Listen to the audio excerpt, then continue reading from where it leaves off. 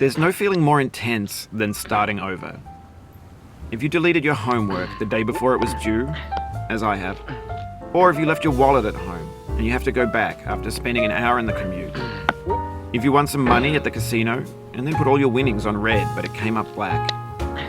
If you got your best shirt dry cleaned before a wedding and then immediately dropped food on it. If you won an argument with a friend and then later discovered that they just returned to their original view. Starting over is harder than starting up. If you're not ready for that, like if you've already had a bad day, then what you're about to go through might be too much. Feel free to go away and come back. I'll be here. Alright, thanks for coming with me on this trip. I'll understand if you have to take a break at any point. Just find a safe place to stop and quit the game. And don't worry, I'll save your progress, always, even your mistakes. This game is a homage to a free game that came out in 2002, titled Sexy Hiking. The author of that game was Jazuo, a mysterious Czech designer who was known at the time as the father of B games. And B games are rough assemblages of found objects. Designers slap them together very quickly and freely, and they're often too rough and unfriendly to gain much of a following. They're built more for the joy of building them than as polished products. In a certain way, Sexy Hiking is the perfect embodiment of a B game. It's built almost entirely out of found and recycled parts, and it's one of the most unusual and unfriendly games of its time. In it, your task is simply to drag yourself up a mountain with a hammer. And that act of climbing, in the digital world or in real life, has certain essential properties that give the game its flavor. No amount of forward progress is guaranteed. Some cliffs are too sheer or too slippery. And the player is constantly, unremittingly in danger of falling and losing everything. Anyway, when you start Sexy Hiking, you're standing next to this dead tree that blocks the way to the entire rest of the game. It might take you an hour to get over that tree, and a lot of people never got past it. You prod and you poke at it, exploring the limits of your reach and your strength, trying to find a way up and over. And there's a sense of truth in that lack of compromise. Most obstacles in video game worlds are fake. You can be completely confident in your ability to get through them once you have the correct method or the correct equipment or just by spending enough time. In that sense, every pixelated obstacle in Sexy Hiking is real. The obstacles in Sexy Hiking are unyielding, and that makes the game uniquely frustrating. But I'm not sure Jazuo intended to make a frustrating game.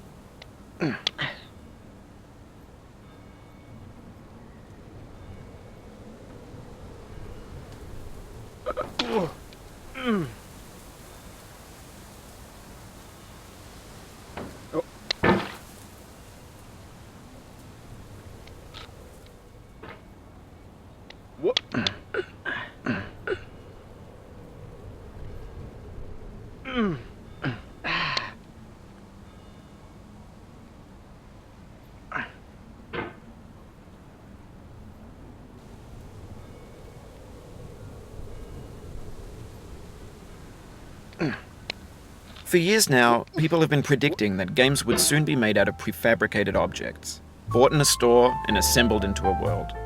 And for the most part, that hasn't happened, because the objects in the stores are trash. I don't mean they look bad or that they're badly made, although a lot of them are. I mean they're trash in the way that food becomes trash as soon as you put it in the sink. Things are made to be consumed and used in a certain context, and once the moment is gone, they transform into garbage. In the context of technology, those moments pass by in seconds. Over time, we've poured more and more refuse into this vast digital landfill that we call the internet. It now vastly outnumbers and outweighs the things that are fresh and untainted and unused. When everything around us is cultural trash, trash becomes the new medium, the lingua franca of the digital age. And you can build culture out of trash.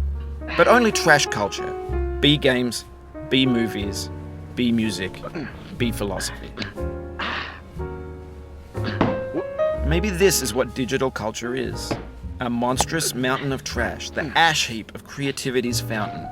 A landfill with everything we ever thought of in it. Grand, infinite, and unsorted. There's 3D models of breakfast, Gen X's fanfic novels, Scan magazines, green screen Shia LaBeouf, banned snuff scenes on LiveLeak. Facebook's got lifelike bots with unbranded adverts and candid shots of Kanye and Taylor Swift mashups, car crash epic failed GIFs, Russian dashcam vids, discussions of McRibs, discarded, forgotten, unrecycled, muddled, rotten, untitled. Everything's fresh for about 6 seconds, until some newer thing beckons, and we hit refresh. And there's years of persevering, disappearing into the pile, out of style, out of sight. In this context, it's tempting to make friendly content that's gentle, that lets you churn through it but not earn it. Why make something demanding if it just gets piled up in the landfill, filed in with the bland things?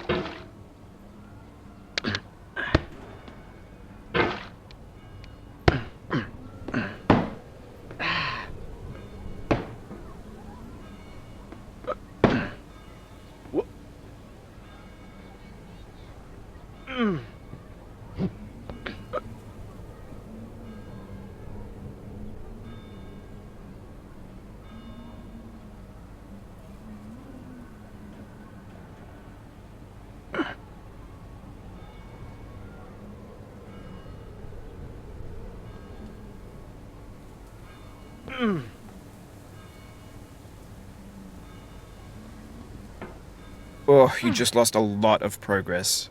That's a deep frustration, a real punch in the gut.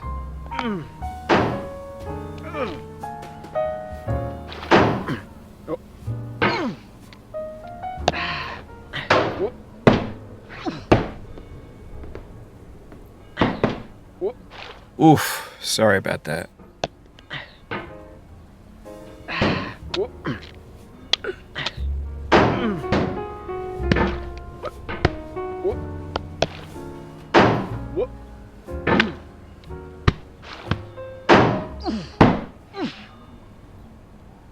Oh, it happened again.